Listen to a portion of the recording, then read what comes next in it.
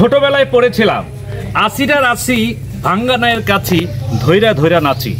আজকে এই বৃষ্টিস্নাত দুপুরবেলায় ছোটবেলার সেই পদ্যাংশটি মনে পড়ে গেছে, যেটা হলো ওনাস এক হোনা ধান ক্ষেতের কোনা, আষাঢ় মাসে বিলের পারে ছাইতান মাছের পোনা। এই যে এখানে বিল দেখা যাচ্ছে,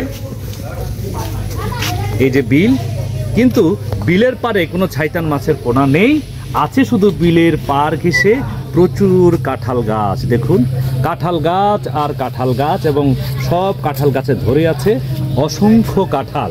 সেই জন্য ভাবলাম আমরা আজকে যে বিষয়টির অবতারণা করব সেটি হচ্ছে কাঁঠাল নিয়ে। এটি হতে পারে একটি কাঁঠালি গল্প, কাঁঠালি সিরিজ বলা যায়। এই কাঁঠালি সিরিজের নাম হতে পারে যে কাঁঠাল কাহিনী। এই কাঁঠাল কাহিনীতে আজকে কি থাকছে চলুন সেই কাঁঠাল কাহিনীর সঙ্গে আপনাদেরকে পরিচিত করে দিই। চলুন। এই যে একটি কাঁঠাল গাছ, অসংখ্য কাঁঠাল ধরে আছে, কিন্তু কোনো কাঁঠালই পরিপূর্ণ না। ছোট বড়, অপরিপূর্ণ, অপরিপক্ষ বিভিন্ন ধরনের কাঁঠাল।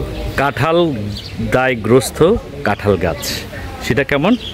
এই যে বিশাল এক কাঁঠাল গাছ, আর কাঁঠাল গাছের একদম গোড়া থেকে উপরে পর্যন্ত সব কাঁঠাল।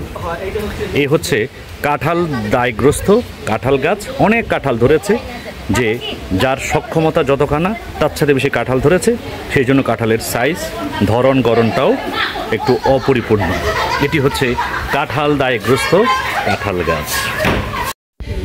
এই যে কাঁঠাল গাছটি আমরা এখন দেখছি, এই কাঁঠাল গাছে অনেকগুলো কাঁঠাল আছে, কিন্তু সবচেয়ে মজার যে বিষয়, এখানে সবথেকে যে ছোট কাঁঠালটি, সেই ছোট কাঁঠালটি পেকে গেছে। যদি আমরা যারা বাংলা ব্যাকরণ পড়েছি ছোটবেলায়, সেই বাংলা ব্যাকরণে আমরা এক কথায় প্রকাশ শিখেছি। এই যে ছোট কাঁঠালটি, এই যে ছোট কাঁঠালটি, এই ছোট কাঁঠালটি পেকে গেছে, তাহলে এক কথায় প্রকাশ কি হবে? ইসরে পাকা।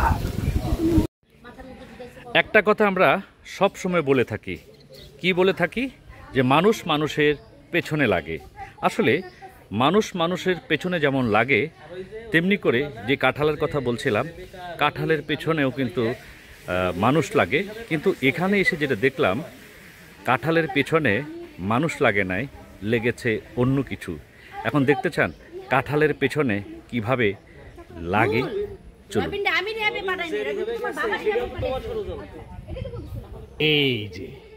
এই যে কাঁঠালটি দেখেছেন, আস্ত একটা কাঁঠাল, কাঁঠালের পিছনে লেগেছে। কে লেগেছে? কাঁঠাল খেকো যে কাঠবিড়ালি, সেই কাঠবিড়ালি কাঁঠালের পেছনটা খেয়ে ফেলেছে। একে বলা হয় কাঁঠালের পেছনে লাগা।